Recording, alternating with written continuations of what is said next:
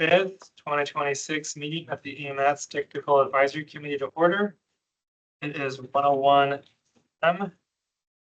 I know Aaron is sick, so maybe I'll take the liberty to do the roll call.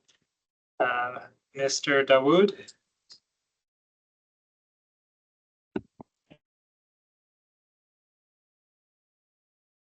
Okay, Ms. Keegan. Present. Ms. Duber. Here. Mr. Boland. Here. Mr. White. Here. I am here as member Coy. Mr. Rudolph. Here. Colas. Here. Mr. Alimi. Present. Ms. Bab. Here. Okay. I Chair, don't have, member Go ahead. Umatum is excused. okay, and member Otum. Okay, perfect. Yeah, I didn't see, actually have. Did I miss anyone? I can also read the public involvement announcement to save you having to worry about that, Aaron. Welcome to the EMS Technical Advisory Committee meeting. Public comments are welcome and encouraged with 3 minutes given to each speaker. After the committee discusses each item, members of the public will be invited to comment. For virtual attendees, please keep your cameras off unless speaking. And for those attending by phone, please press *6 to mute or unmute yourself. Anything else need to be said on any of those, Aaron? Nope, sounds good. Thank you. Okay, so next on the agenda is to approve the agenda. Do we have a motion for approving the agenda? Okay, moved by member Boland, seconded by member Bab. Are there any changes needed to the agenda? Okay, hearing no changes, are there any objections to approving the agenda? Hearing none, the agenda is approved. Next on the agenda are the meeting minutes for February 5th, 2026. Do we have a motion for approving the February minutes? Second. Okay, member Babb moved, and we'll put member Colas as second. Are there any changes needed to the minutes? Can I speak to the motion just for a second? Oh, sure. Just wanted to commend staff on the notes on the minutes. I was impressed by the quality of the minutes. So thank you for making that effort. Thanks. It was a robust discussion. The ability to capture all of our discussion was impressive. Was. Yes, thank you. Are there any changes to the minutes that are needed? I have a small item. I noticed on page 9 where it noted me making a statement. I believe it might have been Taylor on where it talked about trailhead access. Taylor, if that's not the case, I'm happy as it stands, but I did want to give you credit if that was indeed your comment. Anyways, I think it was, yeah. okay. So slight change from MK to TK on page 9. And I also echo the group's response on what a great job staff is doing documenting all of those long discussions and comments made. Okay, is that a motion to amend? Oh, a motion to amend. MK to TK. Yes. Thank you. Is that enough? Okay, moved by member Cohen, seconded by member Boland. Is that enough details for, okay. Are there any objections to that amendment? Hearing none, that amendment is included. Thank you for bringing that up, catching that. Are there any other amendments, comments that members would like to make? Okay, hearing no additional changes or comments, are there any objections to approve as amended? Hearing none, the February 5th, 2026 minutes are approved. Now on to action item 5A, congestion mitigation air quality funding request.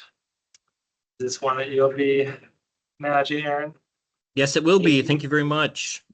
So, before you guys today is a letter requesting the use of the congestion mitigation air quality funding. Staff was made aware that there's about 18.6 million in available CMAQ funds that need to be obligated by FY28. Staff had been working internally with DOT staff to use that funding for the downtown transit center.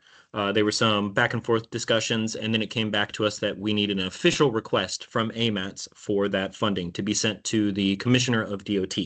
So this item is before you today, outlining that request. I just want to note that we're asking for all 18.6 million, but we do note we'll take any amount that is available to us. We recognize that the state has other needs that they want to address with this funding as well, but any amount that they're willing to give us would go a long way in helping.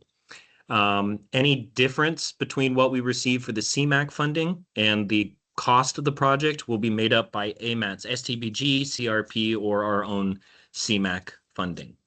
So it's before you today for review, and staff's recommendation is to recommend to the policy committee approval. Thank you. Okay, are there any questions or comments from the committee?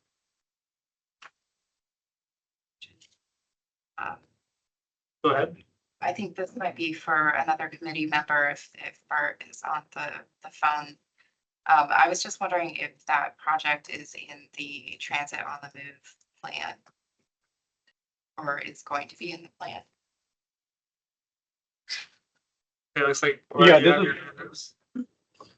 This is Bart. It is not in the current plan, but it will most likely be in the updated plan. Which you all are working on right now, correct? Correct. Yeah, and you're going to get a presentation on it later today by Stephen. All right. Okay, timely question. I guess we can see that point too. Thank you. Other questions or comments from the committee? I had just one comment. If it's Go okay. ahead, Bart. This is Bart again. I just want to thank Aaron for leading this effort and moving this forward, and appreciate the committee's support for the vote. This is a big project for downtown, would help with economic stability, maybe repurposing the 6th Avenue parking garage, any other partners that we might have at the transit center, and of course, make it really convenient for transit riders, as well as major safety improvements for transferring buses. So just would appreciate everyone's support. And thank you, Aaron. Okay, Bart. Any other questions or comments from the committee? Are there any comments from the public?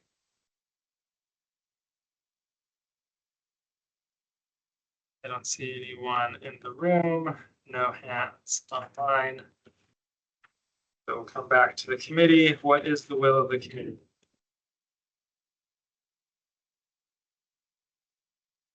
I move to recommend approval to the AMATS Policy Committee to send this letter to DOT. This is Bart. Moved by Member Rudolph, seconded by Member Babb. Are there any amendments or discussion? Hearing none, are there any objections to approving the motion? Okay, hearing none, the motion is approved. It's on the website, but no, should say like public review draft on it. Oh, this is not the doc.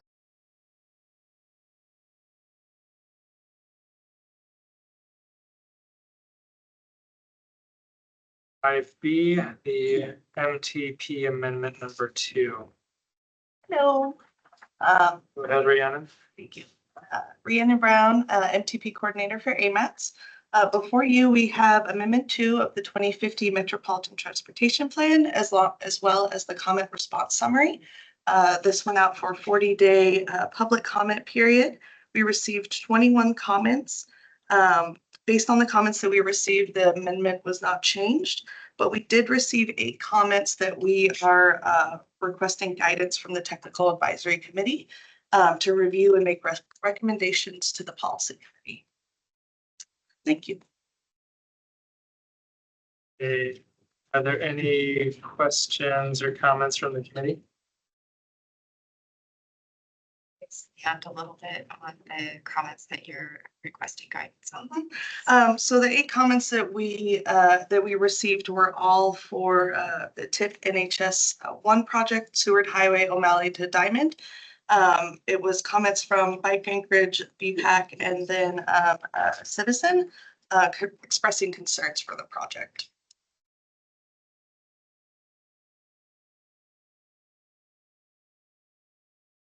Any other questions or comments from the committee?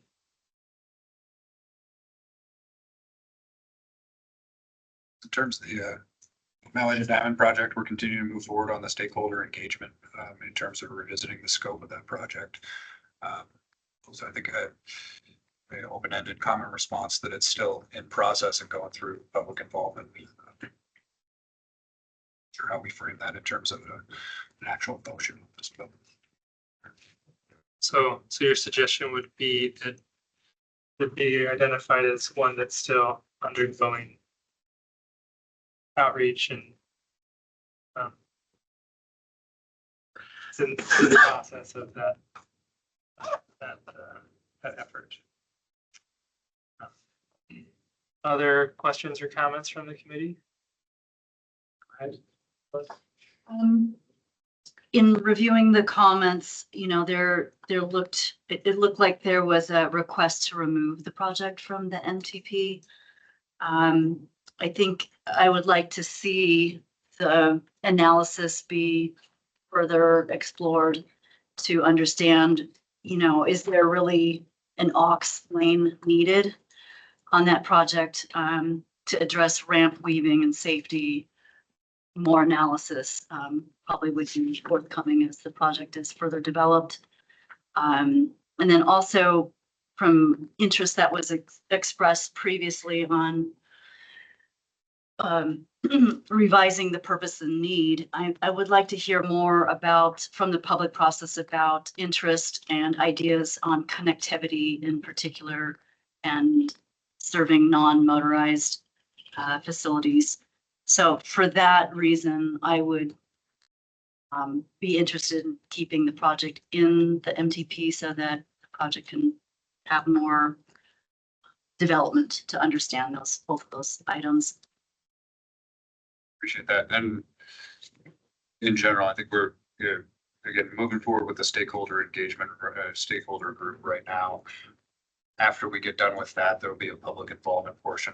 I'm sure we'll be back in front of AMATs talking about some of the recommended scope elements that we're looking to advance based on stakeholder engagement, and then also further refinement with the public involvement process. So I think there's going to be a lot of discussions on O'Malley to Diamond.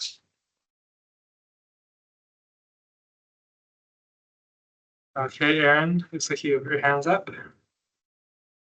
Yeah, I was just going to echo kind of or something Luke mentioned. Maybe it would be good to have a request from the committee members to ask the project team to come present to the TAC and PC once they get a little bit more information. I understand that the project team will probably do that anyways, but it's helpful to have just something on the record that you guys would like them to come to you. Thanks. Sounds good. So I guess when we get back to the time to make a motion, that could be something that we could incorporate in. Other questions or comments from the committee? I'm just wondering if DOT has any further thoughts or comments on these comments themselves, the content of them. I think in terms of my involvement, I was able to participate in a little bit or just listen in on the stakeholder engagement meeting that we had last Friday, but wasn't able to stick around the whole time.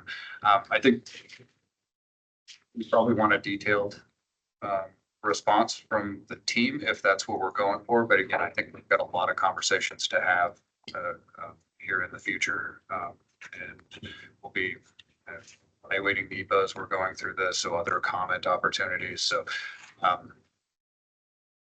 I guess with the scope not defined right now, I don't know how much benefit there is to going into the details here. And I know there was a lot of input received on Friday's meeting based on alternatives. And I only being less than a week out right now, I don't think the team has had an opportunity to fully digest that, but it's going to take some time. So.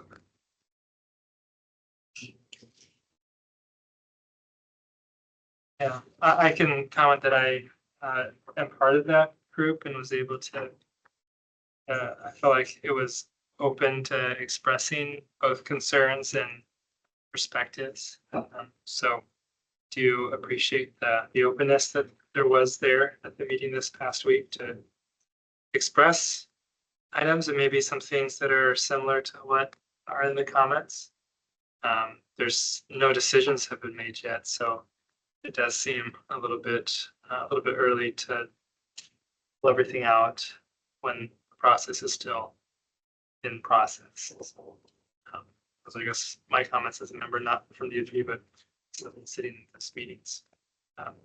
And the auxiliary lane wasn't something that was a yes, this is going to happen. It was just looking at some of the alternatives, albeit they did feel a little bit autocentric, purpose and need.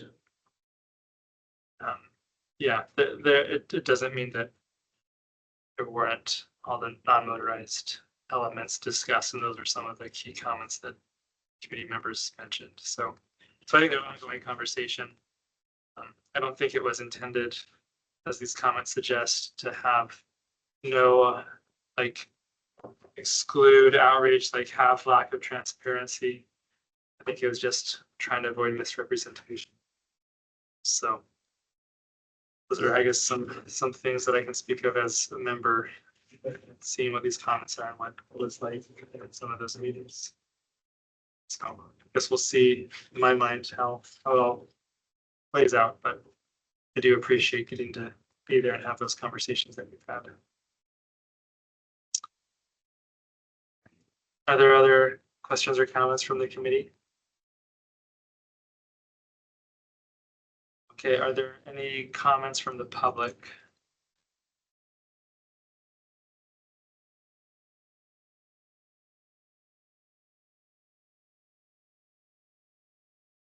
Okay, I see one hand raised. Looks like William, go ahead, you'll have 3 minutes. We'll take it. Oh, thanks. Yeah, thanks. Can you hear me okay? Yep. Okay, this is Will Tagan with True Edge Mountain Bike Riders.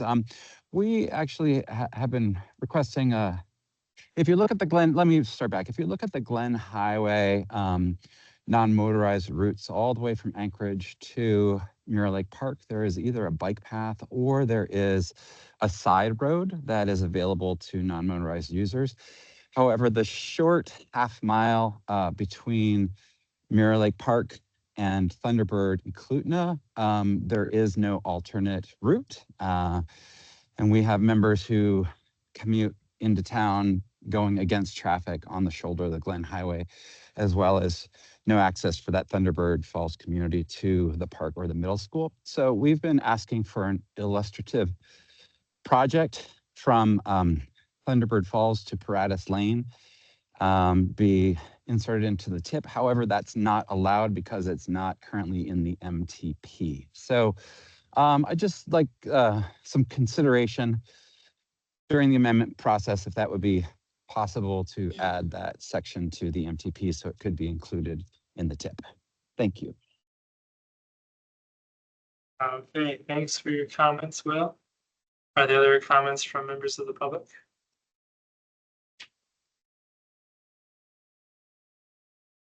Okay, I don't see any online, any more hands or anyone in the room. What is the will of the committee?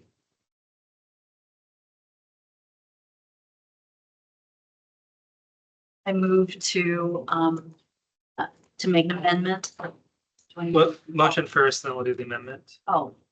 So I motion to excuse me, recommend to the policy committee approval of the this amendment number 4. Yes, amendment two, Oh, excuse me, amendment number 2. right here. Yeah. I motion to recommend to the policy committee the approval of amendment number 2 of the 2050 MTP. Okay, That are great. Motion by member Kohlhaas. Do we have a second? Seconded by member Bullitt. Are there any comment or discussion or amendments? Read me. Is this where I amend to request that the project team come and make a presentation to the TAC and the policy committee, or is that's not? I believe that's what Aaron was suggesting. Okay, I just didn't know if that really didn't feel like an amendment, but anyways. We're recommending that they approve it. Uh-huh. But I guess we're recommending to the policy committee. So is that what you're suggesting, Aaron, is that we recommend that as part of that, staff reach out to DOT or DOT's requested, or what's some wording there, I guess?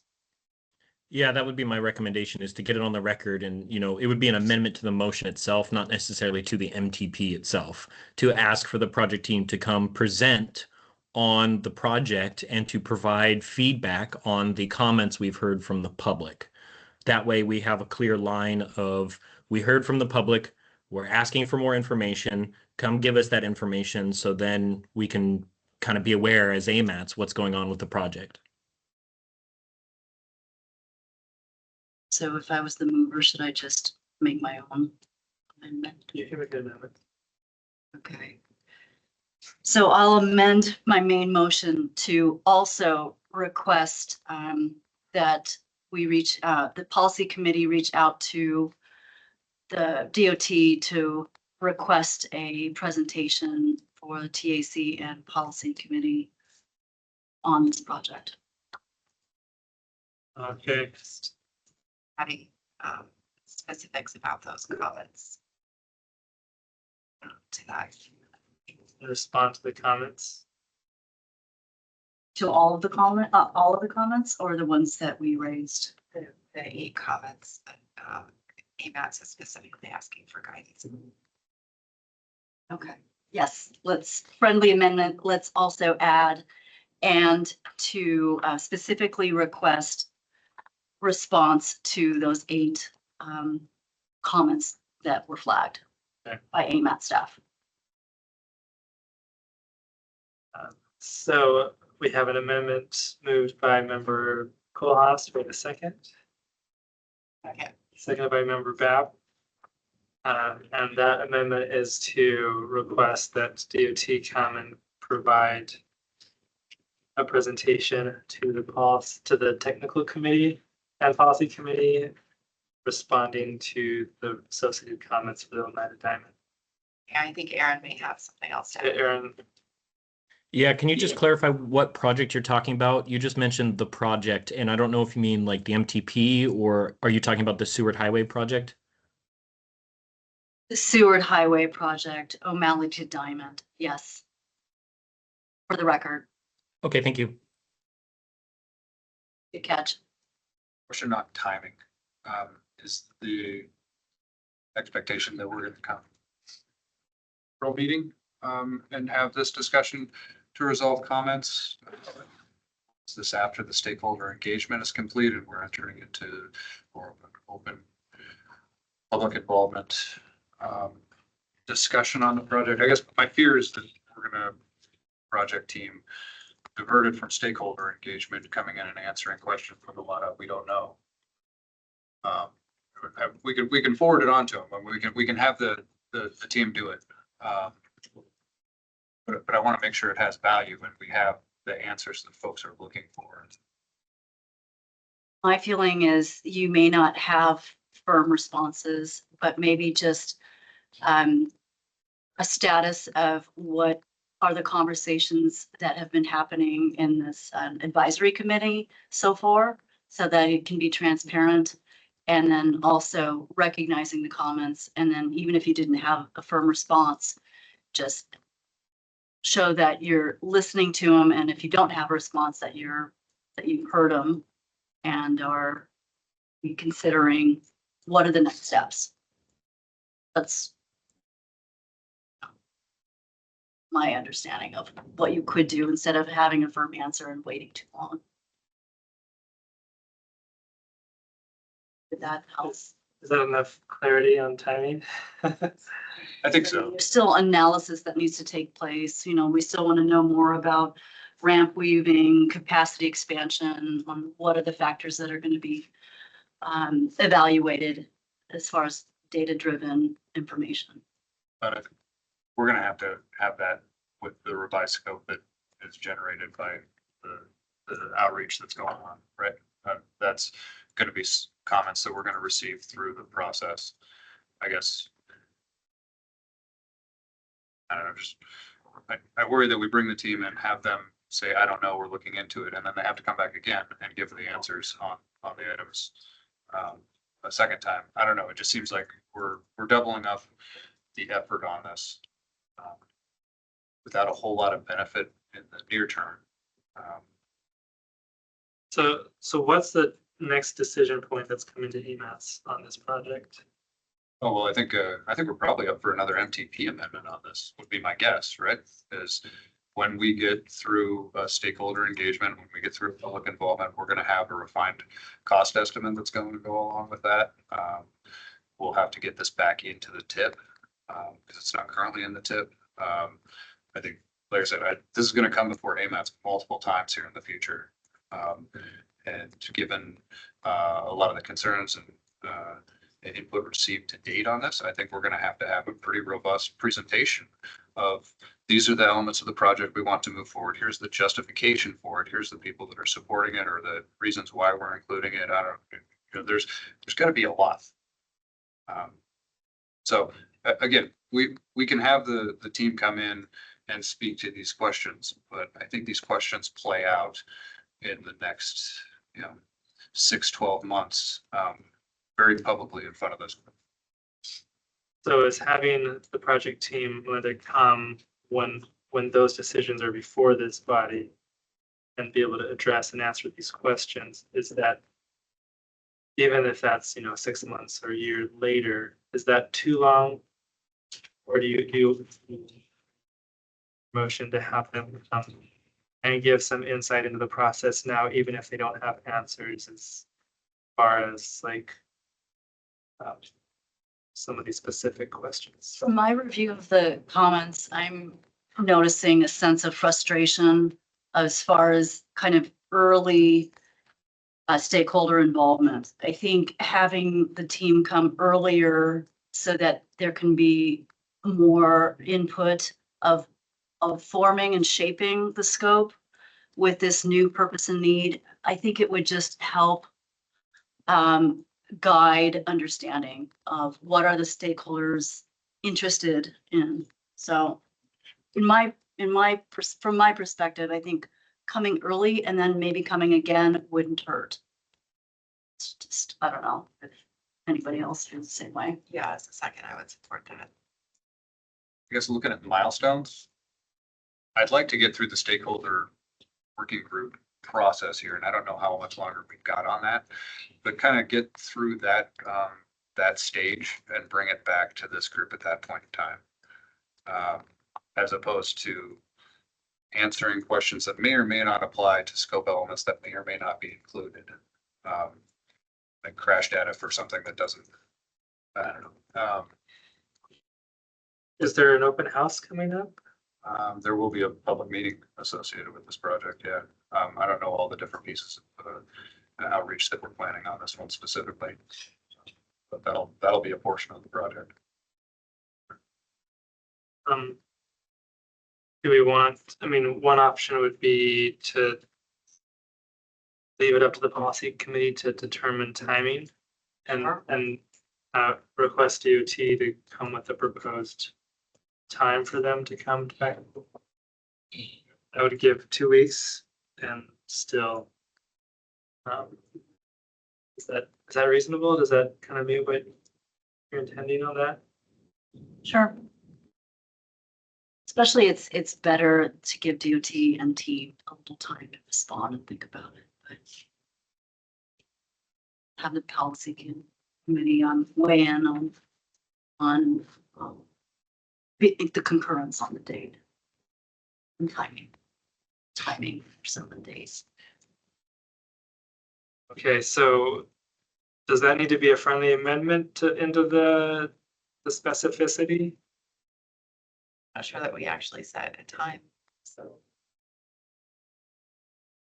To add a recommendation that the policy committee set a timeline for that presentation, and that the technical advisory committee recommends that it be sooner rather than later. Okay, so you want to friendly amendment that into your amendment? Sure. Okay, so that's the second agree? Yes. Yes. Okay. Sounds good. Are there any other discussion on the amendment? Someone have their hand raised, what you're saying? Thought so, but maybe not. I'm sorry. That's all right. Are there any objections to the amendment? Okay, hearing no objections, that amendment is now included. So we have the main motion before us. Are there any other discussion or amendments? Hearing none, so our motion is to recommend approval of Amendment 2 of the 2050 MTP to the policy committee with the request that DOT provide a presentation addressing the O'Malley Road, or Seward Highway, O'Malley Road to Diamond Boulevard project, and a request that the policy committee consider the timing and that it be sooner rather than later. That they address the comments on the project. Okay, so that's, hopefully I captured that fully. And are there any objections to approving the motion as amended? Okay, hearing none, that motion is approved. We'll move on to item 5C, the 2023 to 2026 funding program or TIP amendment number 4. That's Aaron. Yep, this is me. Hello, everybody. Thank you. And just remember, I'm a little sick, so I apologize if things are a little short and to the point. So we have amendment number 4 before us for the 23 through 26 TIP. As you may recall, it came before you a few months ago to release for public comment. We put it out for a 45-day public comment. We did receive 40 public comments that we reviewed and addressed as part of our comment response summary. Most of the comments were support for comment for projects in there or requesting clarification from AMAT staff. There were a couple of carry forward comments or concerns regarding project delays. Now, as part of the amendment, there were 4 changes that came up during the comment period that we have had to put back out for a public comment period because they meet the amendment level threshold. So the amendment level threshold is adding a new project, deleting a project, or a project cost change of 50% or more of the total project cost in the TIP. So I'm going to go through those 4 changes really quickly so you know what they are. They are highlighted in yellow on the memo for anyone who's interested. So the first one is the Campbell Creek Trail grade separated crossing at Lake Otis. After some internal discussion with DOT and Muni and the project team, staff's recommending that the project be adjusted to remove the limitation of it being a grade separated crossing only and give more flexibility to the project team to make it just a general crossing of Lake Otis. There has been some work done by the project team to show that there are some pretty significant right-of-way impacts if we do an overcrossing. So right now, the recommendation is to get an at-grade crossing done, and then as time goes on, work with everybody on an overgrade crossing. So as redevelopment occurs, work with the Muni in the area. I understand this is not desired by most people, but I think it's better to get something done than nothing. And in the era of impacts to housing, we are not really recommending having to do eminent domain and take housing from the area. Next change is plans and studies. The Seward to Glen PEL needs $200,000 for work that has already been done, not new work. And so we had to adjust the tip to add this project back in, as it was removed in Amendment 2, I believe, because there was no funding for the project. So we had to add it back in and show the $200,000 for the funding in FY26. Next is in the Table 7 HSIP project.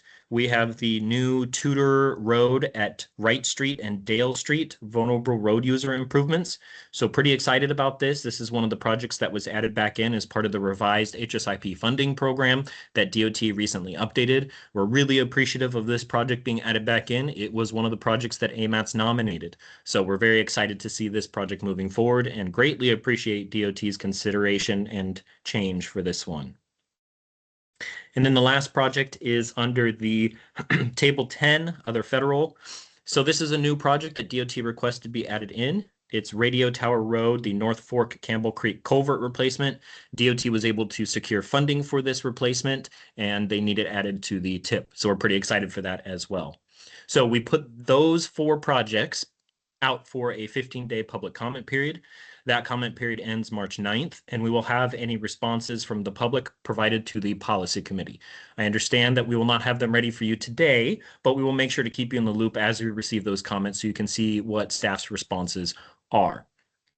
So this item is before you. The recommendation is to approve the amendment number 4 and the air quality conformity demonstration. There's a slight error in the memo where it just says the amendment number 4, but we need the air quality conformity demonstration approved as well. So please make sure that you do that as part of the amendment or as part of your motion, or we will have some problems. I do want to note that there is a change that was provided to me just a couple of days ago, and it is for the 32nd Avenue upgrade project. There was some changes caught as part of amendment or admin mod number 5, where the termini was incorrect for the project because we used to have it be 32nd and lowest, but the lowest portion was removed because the Muni is working on that, and we just forgot to update the termini successfully. So we changed that as part of admin mod number 5. You won't see it reflected in here because this was posted before we were able to make all the changes, but don't worry, we've caught it. However, there is another change that's being requested, and there's a sentence in there that says, to upgrade 32nd Avenue from Benson Boulevard to Lois to current collector standards. The request is to remove that current collector standards from the description. The reason is the project is being designed as a local road, not as a collector road. I think with all of the changes that have happened with this, where we had Lois and then it was removed, that was missed as well. So staff's recommending that we remove that small section of the project description. Let's see. I believe that is all I had. So thank you very much. Thank you, Aaron. Which table was that? 32nd Avenue is in Table 2, Complete Streets. It is on page 8 of the document at the very end of the page.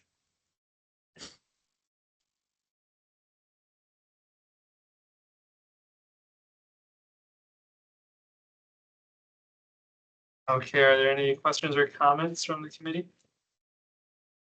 Point of information, Chair. Okay. The road is online. I don't know what to join. Okay, let the record show that member Dawood joined at 1:39 or before. And Bart, you have your hand raised. Do you have a question or a comment, Bart? Yes, sorry. Thank you. Also, a proposed change that we have from transit that was not part of the original amendment that went out is, and I'll make either an amendment to whatever motion, or if we can include it in the motion, that's why I bring it up now, is we have a project in the CMAQ table for youth and seniors to ride free. We were informed a while ago that this is not an eligible project for FTA funding or the CRP funding, and we cannot use it for that. Meanwhile, the administration and the assembly has stepped up to fund Youth Ride Free and they've added an extra day for seniors to ride free, so this project's no longer needed. We're going to propose to move all that funding from 23, 24, and 25 into the Downtown Transit Center project for FY 2026. So I just bring that up as information, and I'm happy to make that amendment when we get there.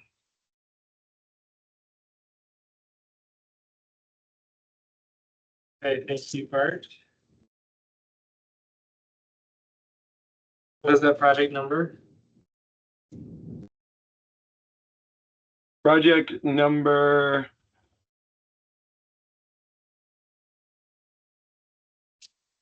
CMAQ 00015.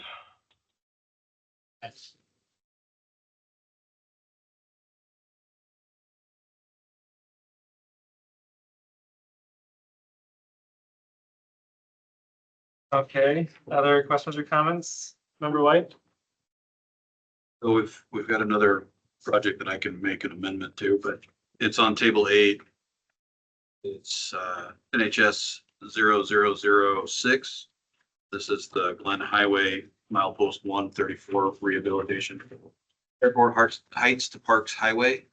Talking to the project team, we're gonna need to add 3 million in design for FY 26 to try and wrap this up and get it ready for construction and moving on to the next steps in project development.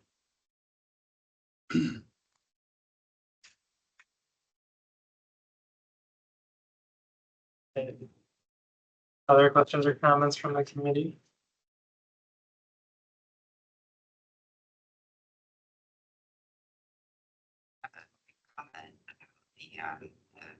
The potential at-grade crossing at Beverly Codas. Okay. I just wanted to say that I'm excited to see that change because that has been an issue at that spot for non-motorized crossings for a long time. And it would be great to be able to work something out there that works, you know, for pedestrians and cyclists in the short term while we are working on vision. So I appreciated the team's flexibility in changing that language. Okay, thanks, Member Beth. Are there other questions or comments from the committee?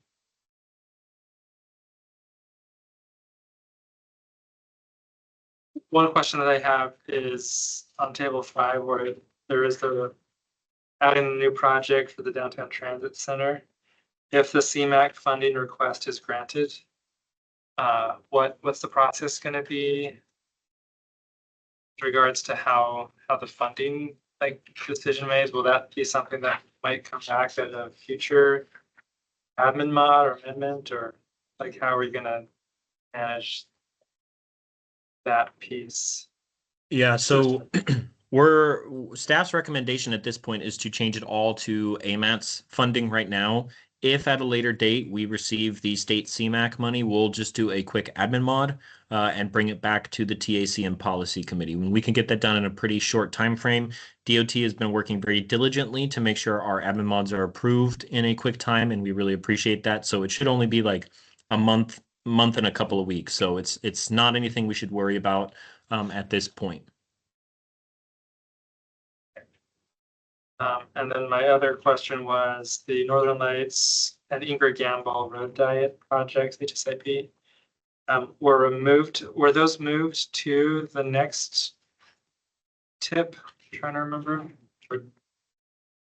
Where are those landing right now? And is there anything we need to be ready for if that does move forward? At this point, they're completely removed from the tip. There is no funding for them, and our tip does not go beyond FY 26, so we cannot have the projects in here. If they are part of FY 27, it'll be part of the next action item, the 27 through 30 tip. Are there other questions or comments from the committee? Okay, are there comments from the public? Go ahead. If you'll state your name and you have 3 minutes. Yeah, Alex Reed, DOT, Chief of Preliminary Design Environmental. Just there's another highlight here for Highland. on table 8. I just want to make sure that's important because that wasn't discussed.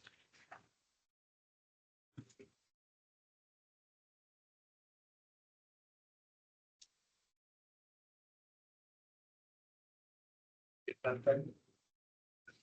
But so when we get to the amendment, you'll tackle that as needed. Okay, thank you, Alex. Are there other comments, I should say, from the public? Okay, I don't see any hands online. No one in the room. What is the will of the committee?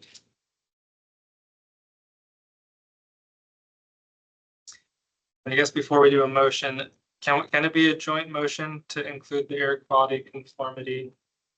The determination, is that the right word, or is it decision?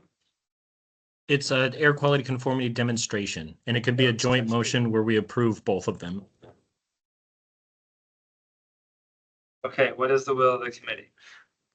To recommend to the policy committee approval of the 20 to 23 to 26 funding program tip amendment 4 and air quality conformity demonstration. Perfect. Moved by member Boland. Do we have a second? Second by member Bab.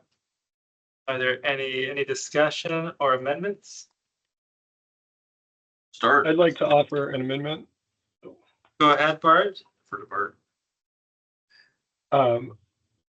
Move to amend the CMAQ table on project CMAQ 00015. All the funding from fiscal year 2023, 2024, 2025 into project CMAQ 00018 Downtown Transit Center for fiscal year 2026. We have a second. Seconded by member Bab.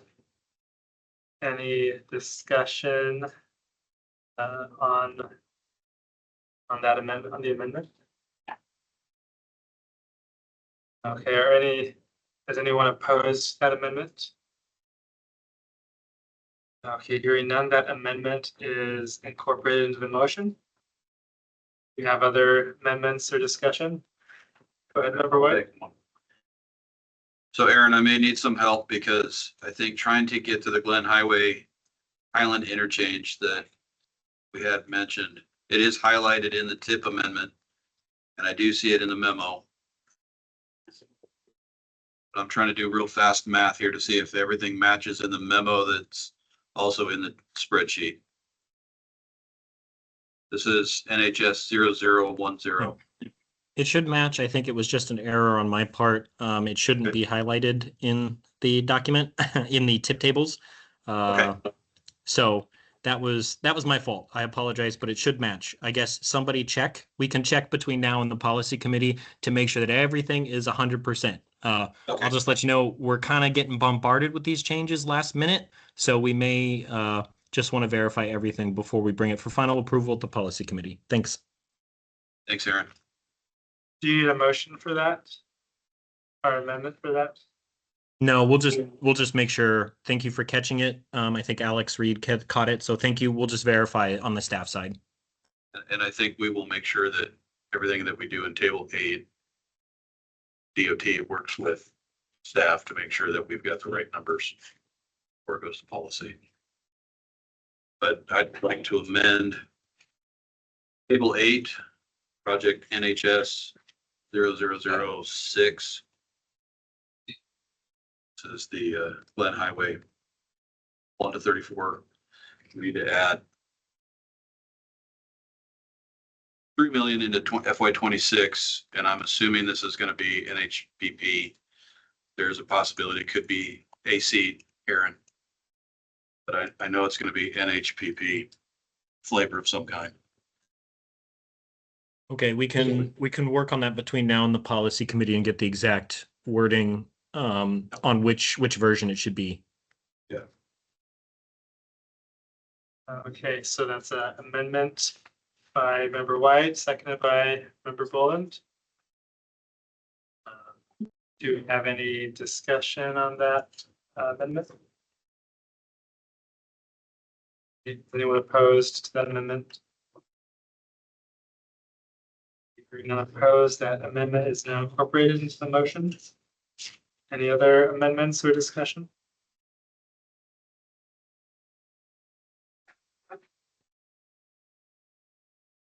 Okay, hearing no other amendments or discussion.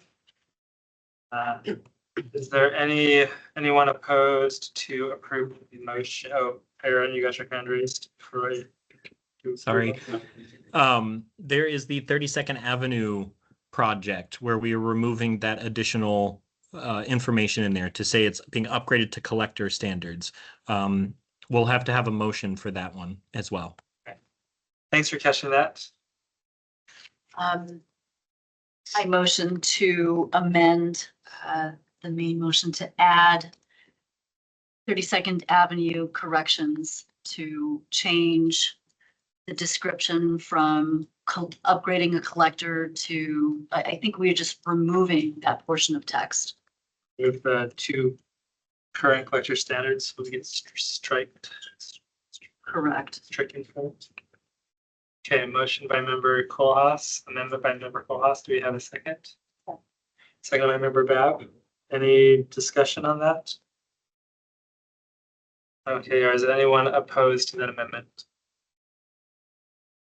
Okay, that one, there is no opposed, so that amendment also gets incorporated into the motion. Thanks, Aaron, for helping us catch that. Are there any other discussion or amendments needed? Okay, see none. Are there any opposed to the motion as amended? Seeing none opposed, that motion as amended has passed. We'll now move on to item 5D, 2027 to 2030 funding program tip. Hello, everybody. It's me again. So we have our new funding program, the 27 through 30 tip. Pretty excited about this as our current one ends here shortly. So really moving forward, trying to get this done early so it is in place in plenty of time before the end of the fiscal year so we can keep projects moving forward. We put this out for a 45-day public comment period. Pretty exciting too, because we did get about 70 comments on this item, which is good for us in our approach. Of those 70 comments, 33 of them were for showing support for projects in the program, which is pretty significant that many of the comments are in support of what we have in the program. So I really want to thank everybody for their effort on this. I think it's a really good job. And I hope that everybody feels that we are trying to be responsive to what we hear from the public and our agency partners. There were some comments that we did not recommend carrying forward or changing to the amendment. It was mostly regarding comments that we received on adding a new project in, and it is a pathway along Eagle River Road from Mile High to Oriadner. Apologize if I say that incorrectly. The reason for this is that road is pretty tight as is. There's not a lot of right of way. You have a cliff on one side and a mountainside on the other. So doing any kind of work in there is going to be challenging. We as AMATS funded an effort years ago as part of the non-motorized or the bike and ped plans to implement some improvements on this road. And I think all we could come up with were shoulders at the time because of the impacts.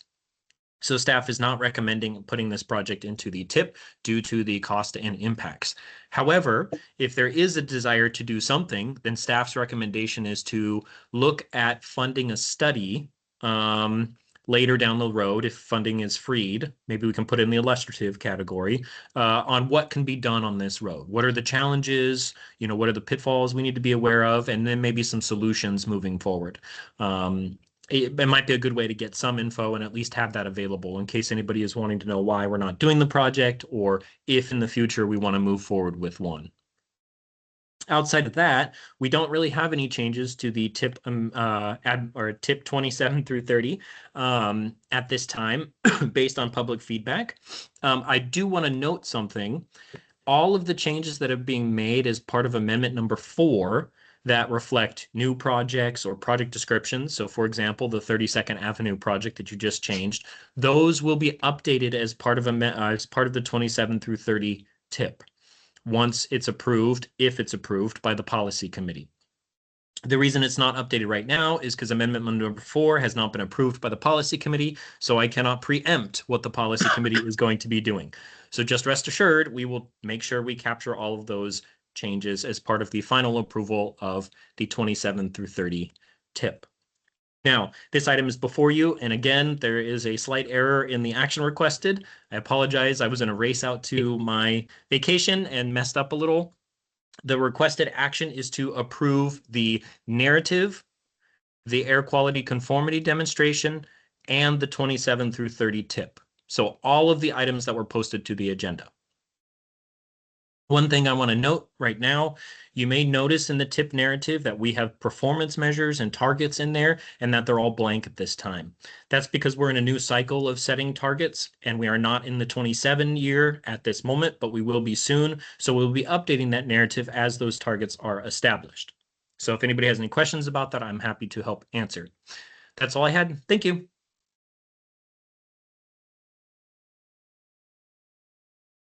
Okay, thank you, Aaron. Are there any questions or comments from the committee? Go ahead. Sure, Troy, I have a very small item and it may be captured once they update the table, but in the narrative on page 14 where it says Third Avenue, a signal and lighting project, the title would change to the new title that was amended previously with Third Avenue reconstruction. Very small change, but just flagging it. That's something that's getting changed to the the prior tip. It's in the table, page 14. And Aaron, I don't know if that's something that staff is already going to be reading and making consistent throughout once you make those changes, or if it needs to be an amendment. We'll go ahead and capture it. So thank you. At least it's on the record here at this point. You're more than welcome to do an amendment if you want to make sure that it's not lost or anything, but I have written it down as to make sure to review all that. We were going to anyways, but it's a good reminder. Thank you. Yeah, I think that's all I need. Thank you. Okay. Perfect. Thanks, Member Kohlhaas. Do we have other questions or comments from the committee?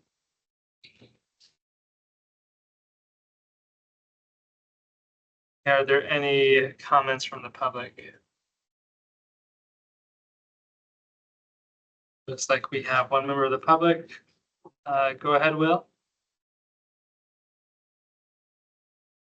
Hey, I really appreciate the recommendation for the Eagle River Road extension from Mile High to O'Ridener as being included as illustrative, as a analysis of non-motorized,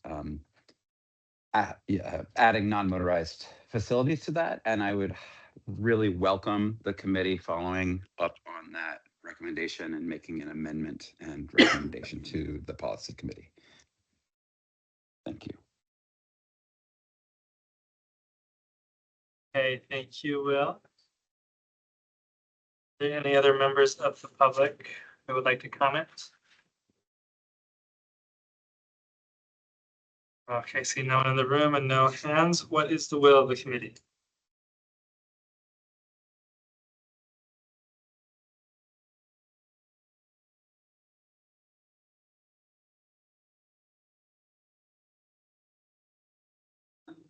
All right, I can take a stab at this. We're going to make a recommendation to move the tip narrative, the 27 through 30 tip narrative, air quality conformity determination to the policy team, to a policy committee for approval.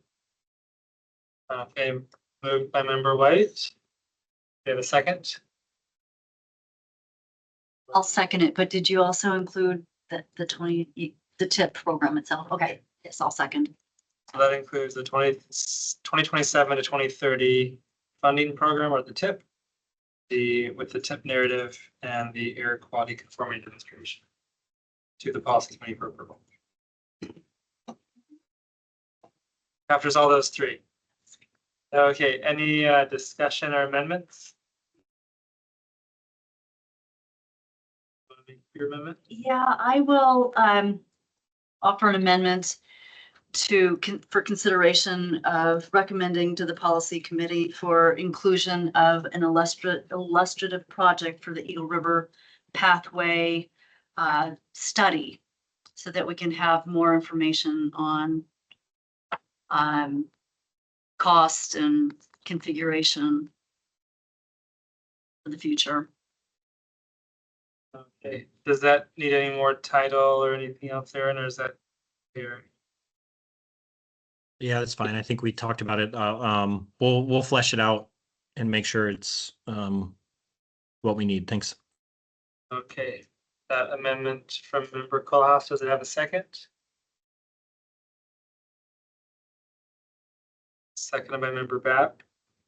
Are there any or any discussion on that amendment? Anyone opposed to having that amendment get incorporated? Okay, hearing none, that amendment has been incorporated into the motion. Are there any other amendments or discussion? One of you years that we were talking about before. Is there any, please? You had said before you had a potential amendment. People, I think it was just the Eagle River pathway. okay. Yeah, that was it. Was it? Yeah, sorry. Move to amend the narrative on page 14 to correct the name of the Third Avenue Signals and Lighting Upgrade Project to Third Avenue Reconstruction. Motion by member Boland. Do we have a second? I'll second. That's what I was thinking. Okay, yeah, I thought they were gonna just do it from staff level. Sorry. That's all right. Okay. Any discussion on the amendment? Anyone opposed to that amendment? Okay, hearing none, that amendment also is incorporated in the motion. Any other discussion or amendments?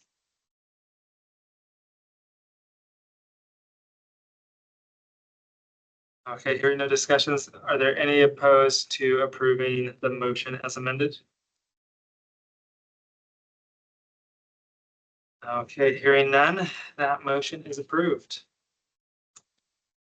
That gets us through our action items. Thank you, everyone. And now we'll move on to our information items. First one is 6A, People Mover Transit on the Move presentation. And I'll turn it over to staff. Right. I'd like to share my screen. Acceptable?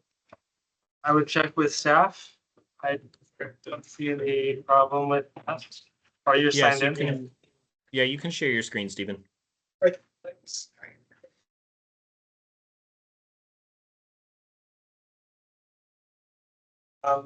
Okay.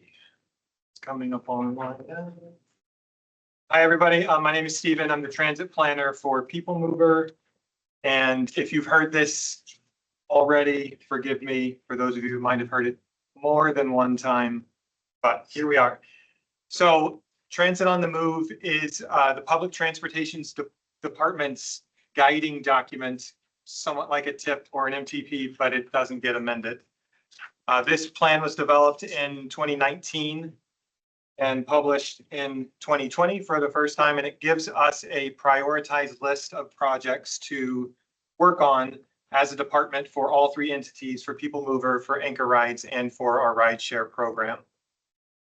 So a prioritized list of projects in the current Transit on the Move 2020 plan gave us Route 85. It gave us Transit Security Department, our contracted services. It gave us an outreach coordinator, a fare study, multiple things that the public identified back then pre-pandemic that we should be working on as a department for all three entities that has gotten us to this point. So we're updating Transit on the Move. Now we're into 2025. So the paper that I passed out and the second link that I put in the chat for those of you online is a summary of what we did last summer at our public involvement process, basically asking the public in 75 different events what you value in public transit services. The three options that were defined in the 2020 plan were accessibility, reliability, and convenience. And that basically means access. Do we provide services where the need is on roads that people need to travel on, destinations people need to get to? Convenience is how often buses come by. So the frequency of our routes. Are they beneficial for you at 60 minutes or are they more beneficial at 15 minutes? Reliability is, can you depend on the bus to show up when we schedule it? So 75 events we covered from Chugiak down to Kivu Village, south of Huffman Business Park, all across the municipality last summer. And that gave us the, skip through these. There's a delay, sorry. Okay, so the paper again, the pie chart is 36% of people said that we need to prioritize adding more bus service on roads that do not have buses.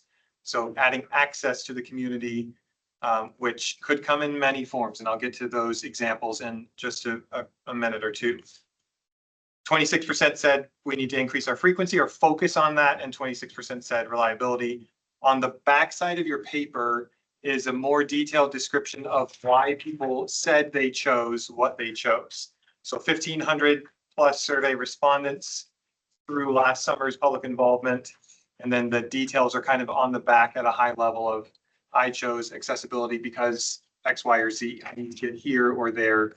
The 12% of others, the majority of them chose that because they couldn't choose between the three main priorities for us. So they felt like we should do all three, in which we do. So I won't go through those slides here with you because I'm on the clock. We're short on time and I want to get you through things. So we consolidated all of the projects, ideas, the suggestions, the comments. People said we would love bus service to go down these roads or down this roads.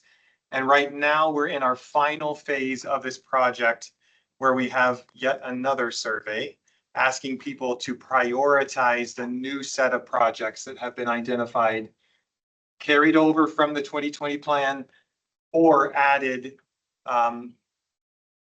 from the comments that we heard all summer, or comments that we've heard over the past 5 years.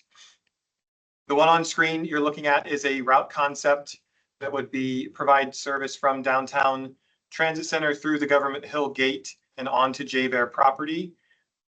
It would either end at the VA clinic, which would connect people to our other routes 25 and 92, or it could end at the Richardson Gate on D Street. So we have heard for many years that people would love transit access to get onto base for hospital, pharmacy, the base exchange, for other reasons.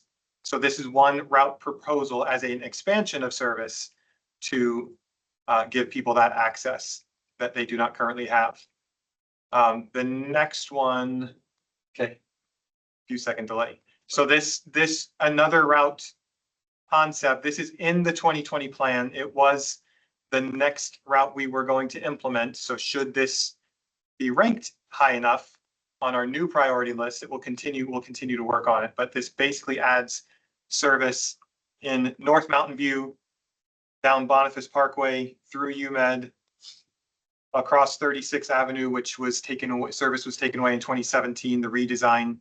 We've heard a lot of comments from the past decade that people need bus service on 36th Avenue. It adds service a little bit further south on C Street to the neighborhood health center. And they have also advocated for years for bus service. They currently get a lot of their folks from Anchor Rides trips.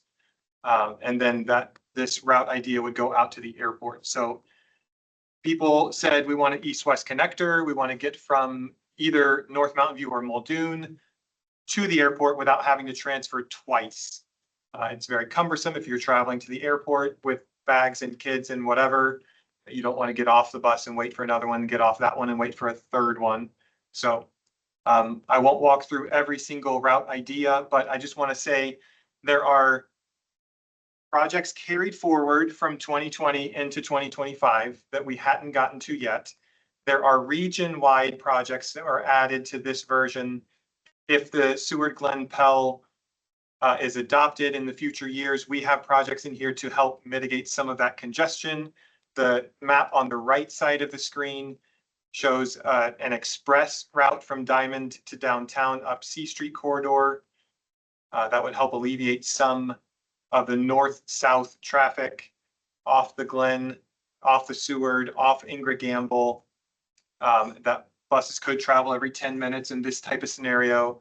There's also a bus rapid transit idea that would connect UMed and downtown at very frequent service, 7 to 10 minutes. Again, getting people to major facilities, major medical centers, campus, through 36 and then up Ingra Gamble. If the road diet happens, if all those things align, this could also help those situations.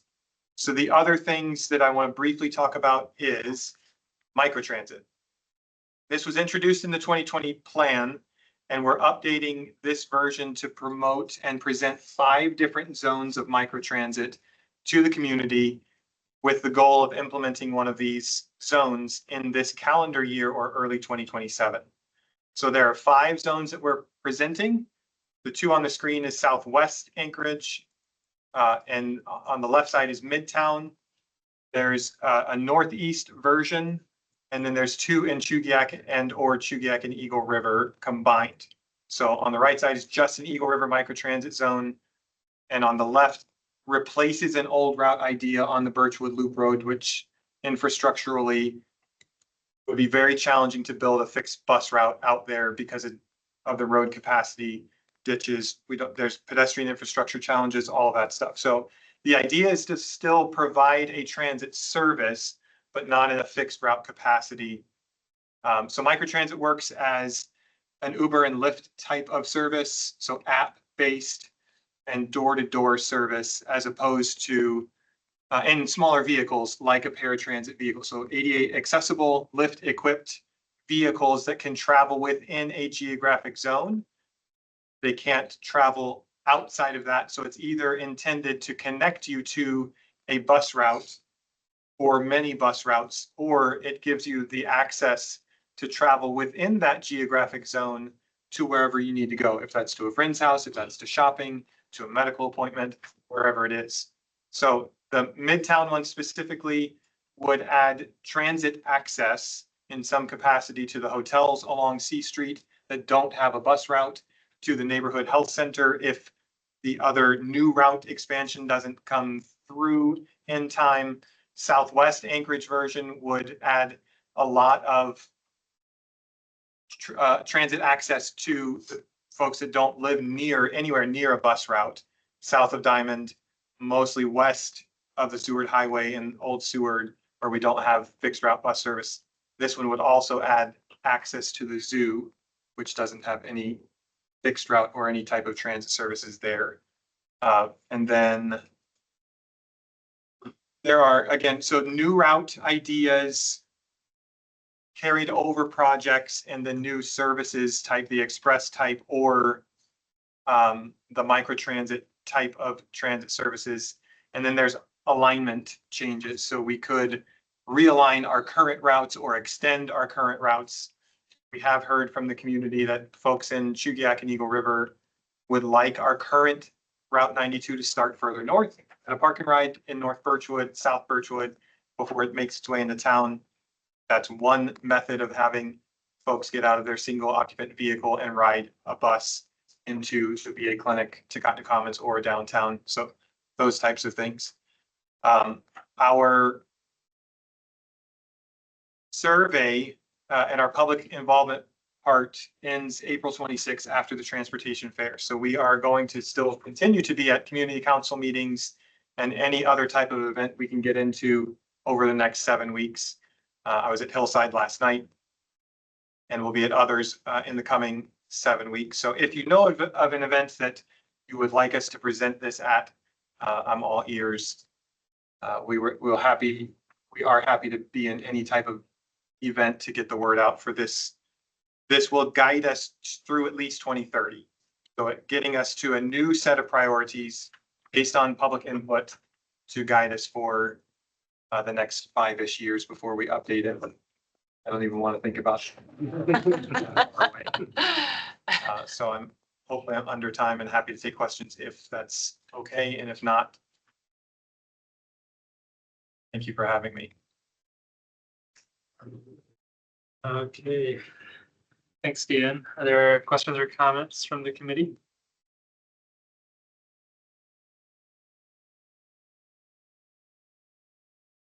Could you explain, is the micro transit already, I mean, is that already an active program or is this planned? Planned. Okay. We've been working on the idea for a few years. The current 2020 version has 2 different places that it was presented.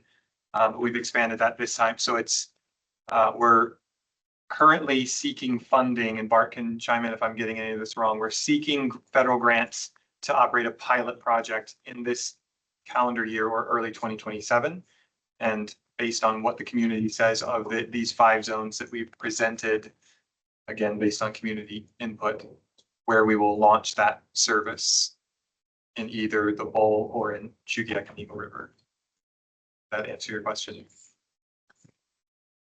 Does that use some of your current fleet vehicles, maybe anchor rides vehicles, or maybe things that aren't used all the time but are waiting for other services?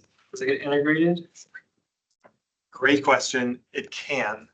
If it is contracted with with our current paratransit contractor, MV, software aligning, that could happen, that folks could share a microtransit ride with a paratransit person if they're going in the same direction.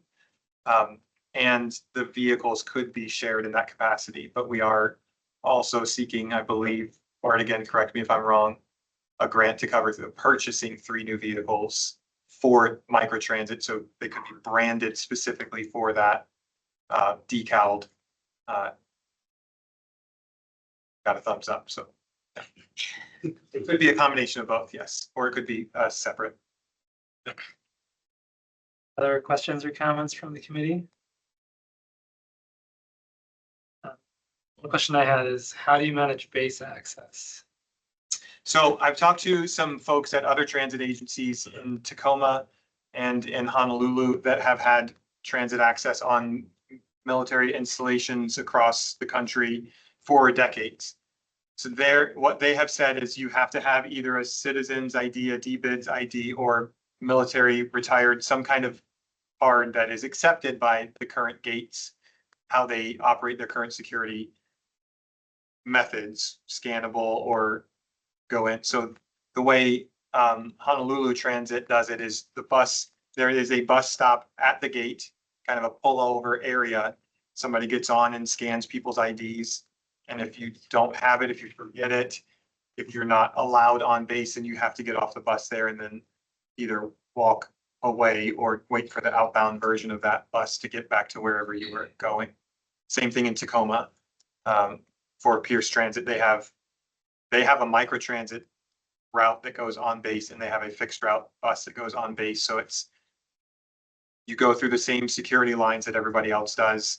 Timing wise, scheduling wise, things can get complicated if you have a full bus and 40 something people need to get their IDs checked. But so on-time performance is calculated a little differently for those types of things, but same security procedures that our staff would have to have as well. Drivers would have to go through the processes to get a approved pass to be allowed on base, to be allowed to drive the vehicle on base.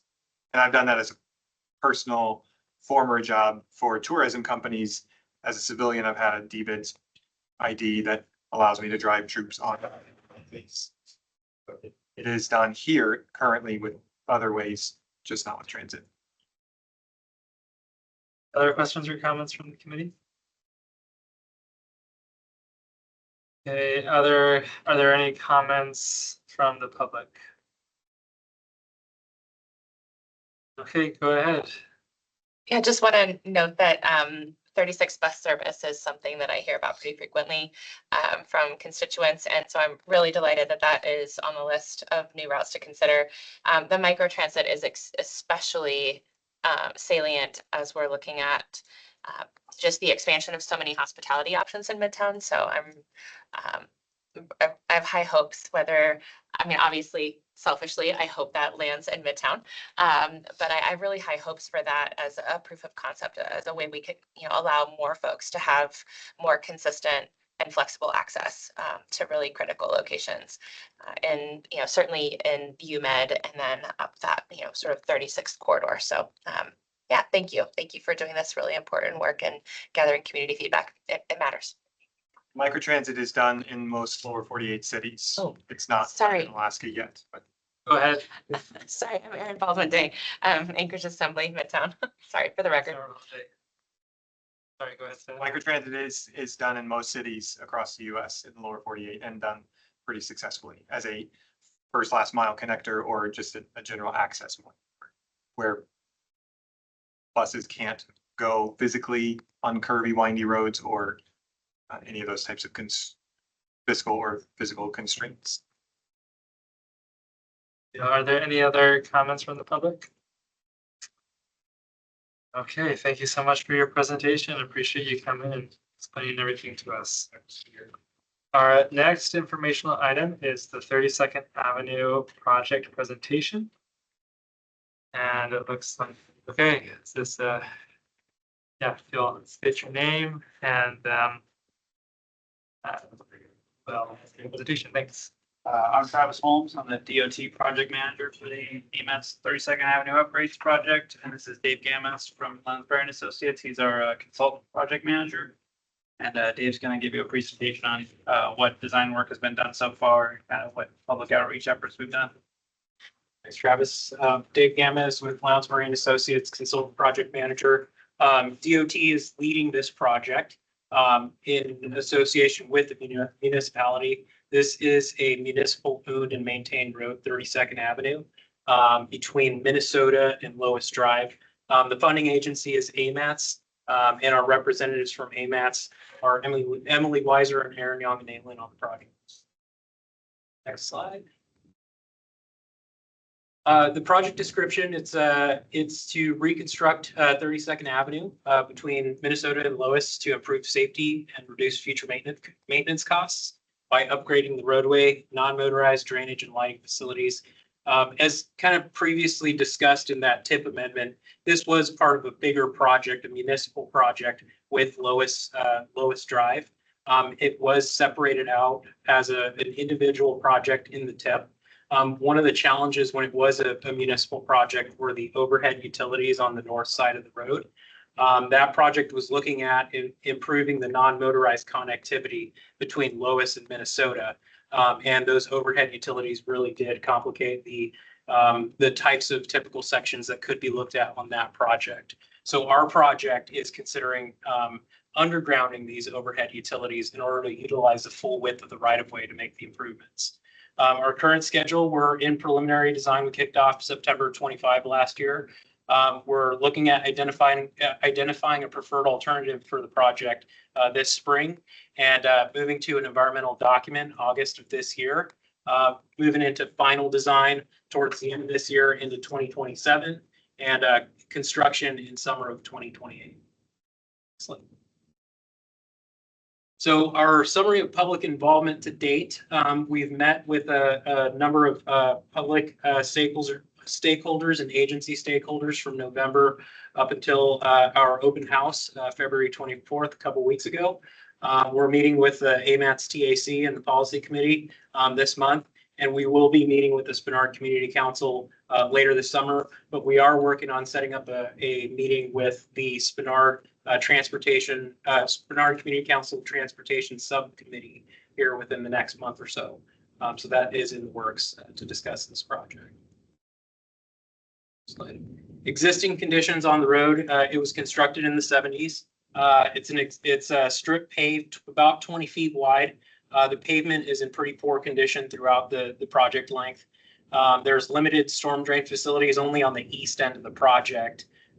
There are also limited non-motorized facilities on the north side from Aquarian Charter School west to Lois Drive. There are no non-motorized facilities to the east of Aquarian Charter School. And there is limited congestion here during peak pickup and drop off hours at Aquarian Charter School. So this is a roll plot that we took to the open house and just want to distinguish the three segments of the project that we're looking at. We've got the west end with the intersection at Lewis Drive. As mentioned, there's a Lewis Drive project, a municipal-led project that's currently at 95%. And this project will tie into that project. We're looking at a couple of our alternatives here, essentially a mini roundabout or a four-way stop at that intersection. And then there's the west segment in front of Aquarian Charter School, where we have 60 feet from the southern right-of-way up to the property line of Aquarian Charter School. That we're looking at making improvements there. And then the east segment, so the Anchorage Sands apartments on the north side there is only 30 feet of right-of-way available in that area. So on the next slide, you'll see some of the typical sections that we've worked with our agency stakeholders to narrow down and look at what we can reasonably fit within the right-of-way here. The first of these options are a 31-foot street width back of curb to back of curb, which includes non-motorized facilities on both sides of the road. So this is for that west segment in front of Aquarian Charter School, with a 8-foot pathway on the north side and a 5-foot pathway on the south side, and then buffer space between the back of curb and the non-motorized facilities. And you'll notice here in both of these views here that the overhead utilities are undergrounded. In order to fit both roadway and non-motorized improvements, the overhead utilities must be undergrounded. There's also the potential to add an enhanced shared roadway sharrows here so that cyclists can cycle on the street. It's a local road with a low speed, so it would fit that context. And this typical section, it does not preclude on-street parking. So for example, if parents wanted to pick up or drop off on the north side of the street, they could utilize that 3.5 feet of unstriped shoulder width in order to pick up or drop off. So this is for the west end. Next slide. Gets us to the east side in front of the Anchorage Sands apartment. We only have 30 feet of available right-of-way width here. So it is a constricted right-of-way. We're looking at a 24-foot width typical section here from back of curb to back of curb. So essentially two 10-foot lanes in order to be able to fit a 5-foot sidewalk on the south side of the road. But then there's also the possibility that we may require a strip acquisition on the south side in order to fit lighting, because the project is also looking at including lighting as well. And then the south, we're also weighing this other DCM criteria option that is a bit wider. It does provide, two-way access for vehicles. Also provides non-motorized facilities, but sidewalk facilities. So 5-foot sidewalks, and then a dedicated on-street parking lane. This obviously does come with its challenges with snow removal. And buffer space is a priority, as we did here in our public outreach. Next slide. And so summary of the high level feedback and stakeholder engagement that we've done, the feedback that we've received from the public. The public generally supports an improvement that upgrades the roadway and drainage facilities and adds lighting, accommodates motorized and non-motorized users. So we've received general support for that. The school is supportive of improvements out here as well, but their main concerns are potential impacts to parking and circulation for the school. Winter maintenance and snow storage is a priority, as I mentioned on the previous slides. The existing 20-foot road tends to narrow down in the winter. So having spots to store that snow in the wintertime is a high priority. And then we did receive some agency stakeholder feedback regarding consideration for making part or all of 32nd Avenue a one-way street. This is outside of the scope of our current project.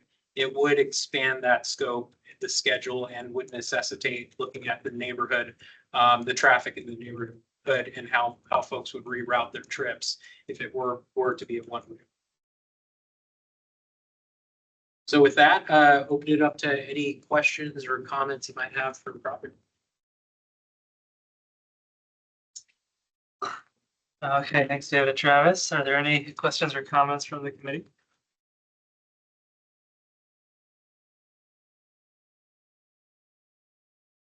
I'm sorry, would you mind going back a few slides to the section?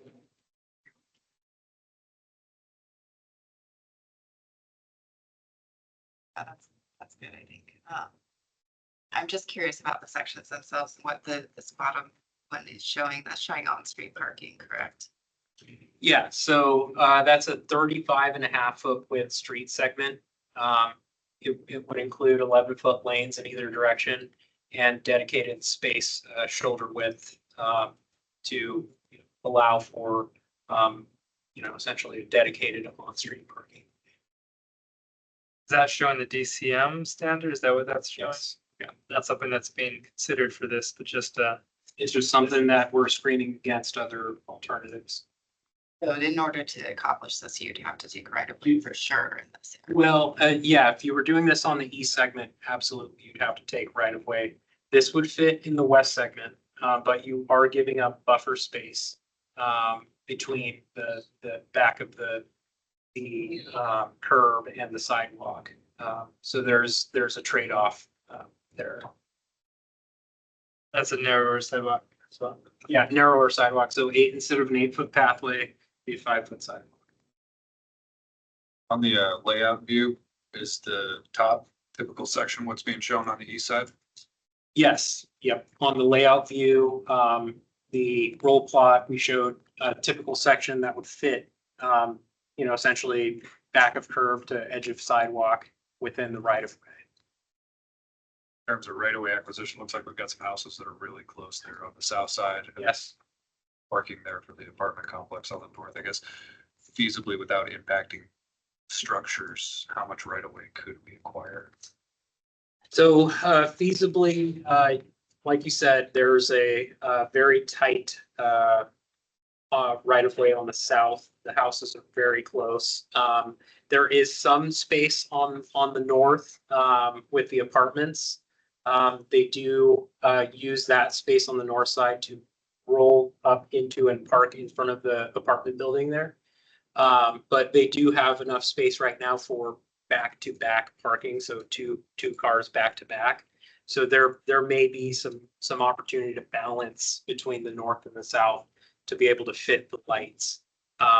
And the other option would be to, for the lights to notch out right of way, just to have a rectangular square for them, rather than doing a full strip. Can we look at the plan? So back to slides. There you go.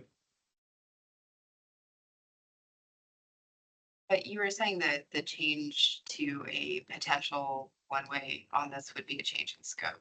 But do you know what impact that would have on the project itself regarding the timeline and the cost? Yeah, so as far as our original scope on this project, our scope was to look at the existing and upgrading the existing facility, which is a two-way, two-directional street. To go to one direction, you're now having to look at, we would have to assess the impacts of how people reroute their trips. And essentially we'd have to look at the nearest signal, which would be up at Lois, and see if there's any changes to timing or anything that would need to be done there, or upgrades to other roads to provide that, couplet that would be either out or in the other direction. So folks are going to reroute their trips, if you make that road a one-way road. My understanding is that the school uses that section of the road as a one-way anyway, or they've directed parents to come in via Minnesota and exit the other direction. And additionally, did you say that there would be a couplet required for? Potentially, it's something that would have to be looked at depending on the number of vehicles and where they would have to reroute their trip. Even though Benson is right there, you'd still want to consider a couplet. Well, you know, if you're going one way in or one way out, you know, vehicles are having to change that trip to a different road in order to access that particular area. We have our study area encompasses essentially from Lois to Minnesota. So our traffic and safety analysis encompasses that. In order to understand what impact going to a one-way here, we'd have to go a little bit wider. Yeah. I have a question on that. Is there any requirement that you would have to expand that traffic analysis? Is there something that says a certain decision maker says this is required, or is that more your judgment? In you know, in my experience working on you know, a traffic upgrade like this, if we've got traffic going in two directions and we're going to one, we'd have to assess that impact. But you know, this is a municipal owned road, and the municipality ultimately makes the decision whether on what to do with the facility.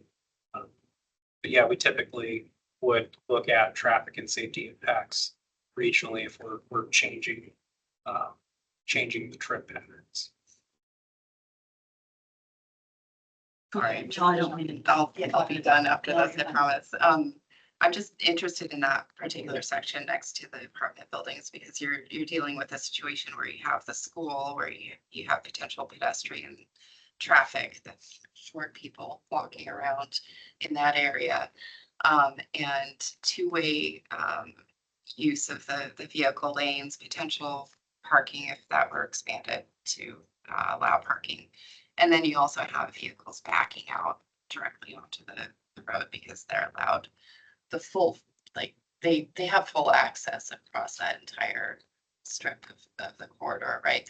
Their driveway isn't limited to, you know, to 20 feet here and there, right? If I remember, it's been a while since I've been on that. So you have a lot of multi-directional vehicular traffic in an area where kids are walking around. So the idea of a one-way, at least in that particular section, seems like it would be a safer scenario. You're talking the east end in front of the Sands apartments. Yeah. So that was a comment, not necessarily a question. So sorry. I mean, I guess my question was is the reason that we would look at a one-way is to accommodate a sidewalk on the north side of the road? I mean, is that So constrained? yeah, so if it's a one directional road, obviously you don't need as much space for, you know, two directional travel. So right now we're accommodating 20 feet for two directional travel.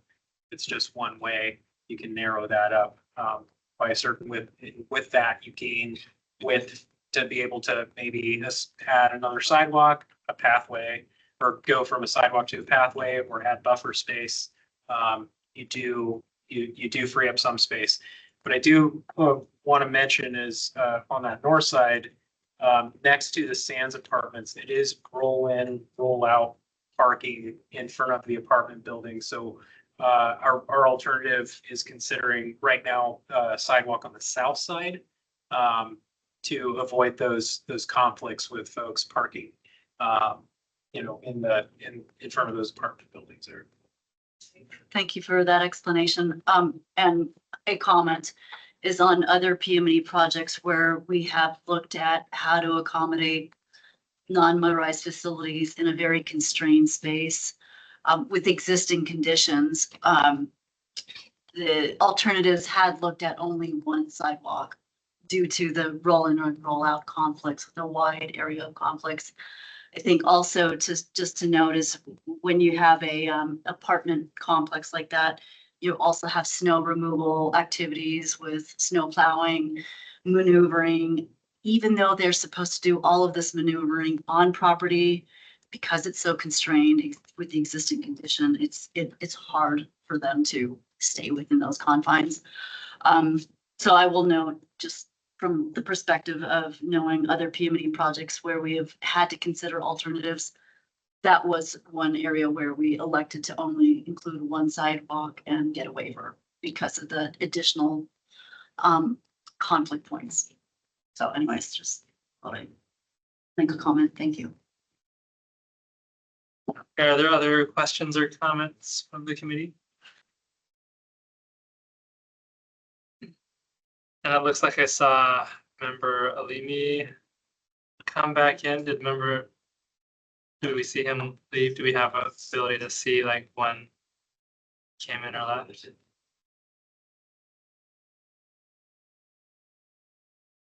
Okay, well, maybe we can talk about that after, just for the record.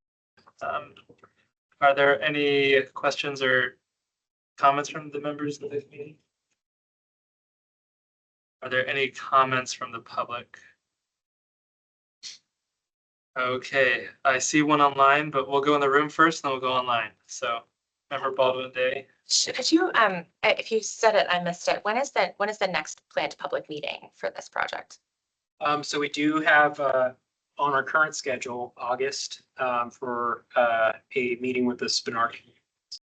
Okay. Great.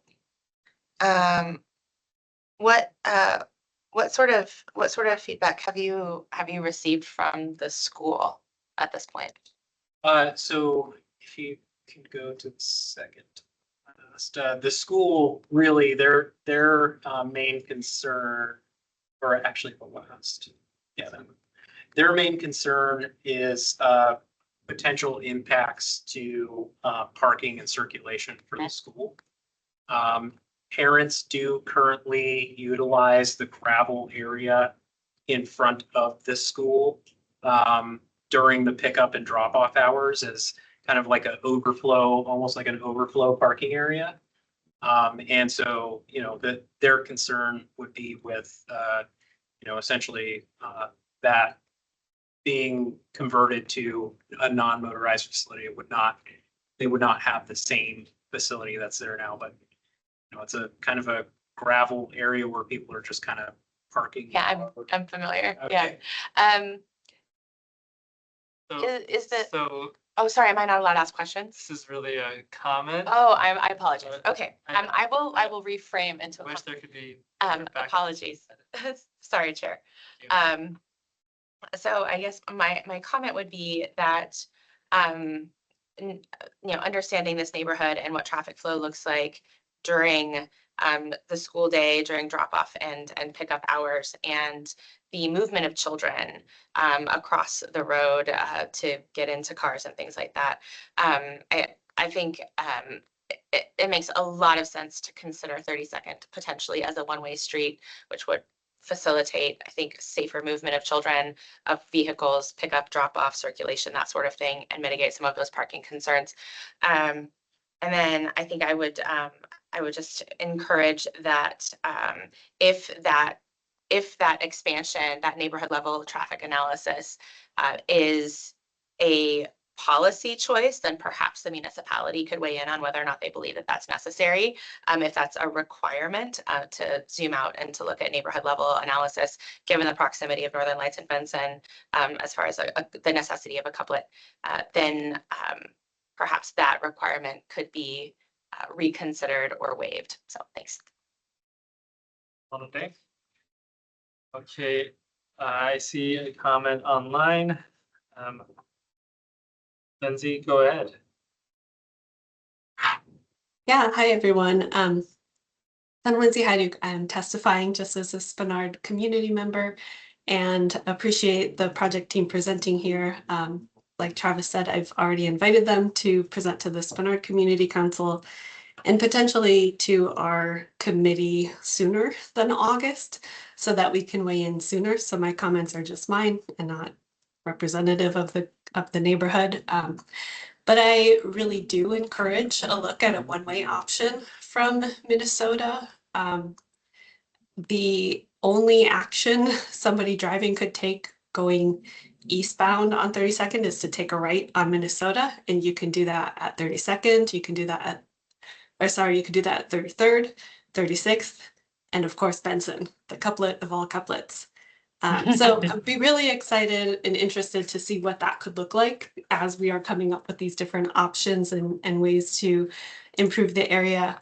I'm really excited to see a multi-use pathway along the north side, but you could potentially get a multi-use pathway on that more narrow section if there's some of those more creative approaches, or at least more of a buffer between the parking at the apartment building and the non-existent sidewalk. Because right now there's a non-existent sidewalk and really sloped icy parking, and that's where you walk anyway, even without a sidewalk.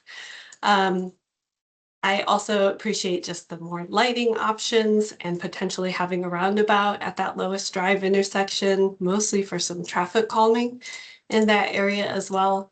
So I think there's some creative approaches to this. So if it is a policy consideration, I'd urge the TAC and Policy Committee to consider making sure that we could have a two-way option reviewed at this stage of the design. And then just appreciate having the opportunity for the design team to present to the neighborhood. Thanks. Thank you, Lindsay. Are there other members of the public who'd like to comment? Okay, seeing no members of the public online or in the room. Thank you so much for coming and presenting. I really appreciate it. I appreciate you being here. We'll move on to our next information item, 6C, the next TAC meeting overview. This yours, so this will be mine. Thank you very much. So April, right now we don't have a whole lot on the agenda. We have just the railroad transit asset management safety targets, and then probably a presentation from the Academy Vanguard project team. I do want to note that there is in April, there are going to be a couple of work sessions for the TAC and Policy Committee members. So please be aware and be on the lookout for that. One is for the Climate Action Plan. As you may recall, the Policy Committee voted to delay the Climate Action Plan until May of 26 because they had some concerns. And so we're going to be meeting for a work session to discuss those current concerns and how to move forward. The other work session is going to be regarding the HSIP nominations for this year. So it's that time again to sit down and have a discussion and try and get our nominations put together for May so we can get those approved and over to DOT as soon as possible. That's all I had. Thank you. Okay, thanks so much, Aaron. We'll move now to, I guess, member questions or comments. Okay, are there any public comments on the next TAC meeting? Okay, moving on then to item 7, committee comments. Are there any comments from members?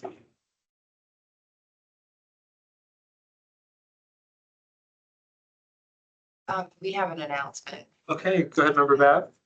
Actually, I'll let Aaron go ahead, if you don't mind making that announcement. Yeah, it's not a necessarily happy announcement, but I am excited to let everybody know that MOOC has accepted a new position and will be leaving our area to another location within the municipality of Anchorage, I believe, within the next week or so. I'm excited because congratulations, MOOC. That is amazing. Well deserved. You are such an amazing person to work with. And I wish you all the best. It's sad for us because you've been an immense help for AMATS. You have helped me over the years kind of keep myself together. You've been astonishing when it comes to helping with posting of the agendas, running of the meetings, just keeping everything moving forward behind the scenes. I don't think people really understand how much work goes on behind the scenes to make things happen. So I want to wish MOOC all the best and thank you very much for everything. And on behalf of the planning department itself, I agree with Aaron's, everything Aaron just said. We are very happy for you, and it's a well-deserved promotion, but we will miss you greatly. Okay, thank you, member Babb, and thank you, MOOC, again. Are there other comments from the committee? Okay, we'll move then on to item 8 on the agenda, public comments. Are there any members of the public who would like to add a 3-minute comment to our meeting.